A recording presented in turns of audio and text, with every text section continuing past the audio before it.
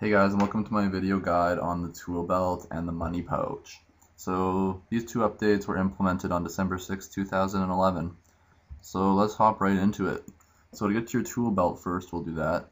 You're going to go to your equip screen, and then you're going to click on the Toolbelt down here at the bottom right. And now you can see all the tools that you can store here. So you have four little sections. So you have a general, and then over here you have your fishing tab, and then you have your crafting, and then you have farming. So you can store up to 39 items in here, and once an item is put in, you cannot take it out. So you can tell when you have the item here. It tells me I have 10 out of 13 for my general slot and 17 out of 39 for total. So you can see I have a hammer, but I do not have the bronze pickaxe just because of the lighting.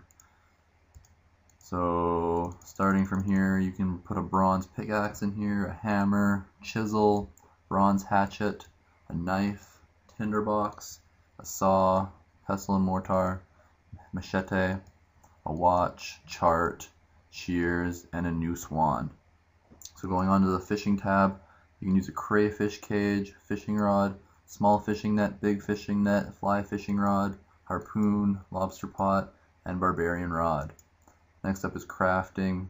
So you have a needle, glass blowing pipe, amulet mold, bracelet mold, necklace mold, ring mold, tiara mold, ammo mold, bolt mold, holy mold, unholy mold, sickle mold, and chain link mold. Okay, and finally we have the farming tab. There's a rake, seed dipper, spade, gardening trowel, and secateurs, if I said that right. So in order to add an item to your belt, all you have to do is withdraw it into your inventory, and then you're going to right click it and select add to tool belt. So then down here it'll say you added the amulet mold to your tool belt. So I'm going to go and do that. I just got all the items that I needed to finish off and put absolutely everything in there. So I'm going to do that really quick here.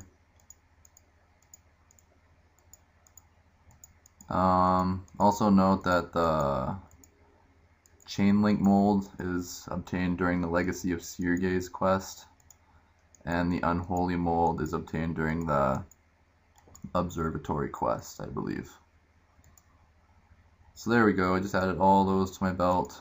Now I have 37 out of 39. Oh, I thought I had everything. Oh wait, I forgot that the fishing nets here are very glitched. As you can see, their image is broken, so you can't even see them.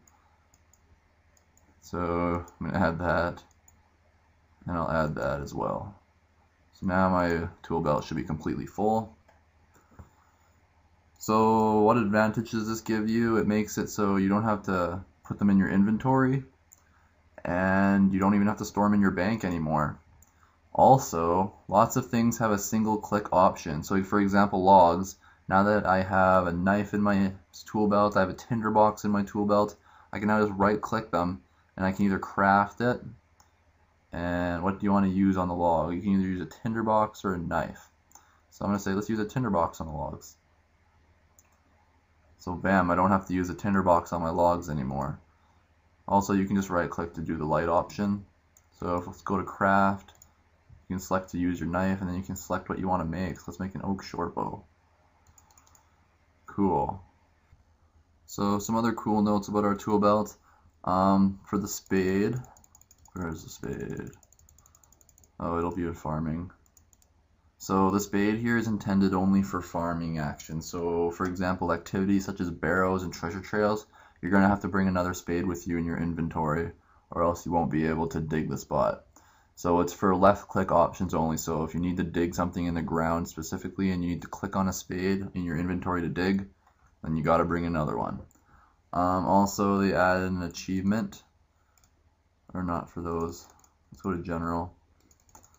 Not an achievement or a task or whatever. For shears, and it's called shear convenience, and all you have to do is store a pair of shears in your tool belt, and you'll get a task complete there. Okay, and now we're gonna move on to the money pouch. So our money pouch, you can see it's up here beside our mini map. On resizable screen, you'll find it down here closer to your summoning icon. So if you left click it, a little tab will pop out and it'll show you how much money you have. So that's pretty cool. You can right click it and use withdraw money. How much would you like to withdraw? You can also right click and do examine. It'll tell you exactly how much money you have down to the last coin. And there's also a right click price checker option.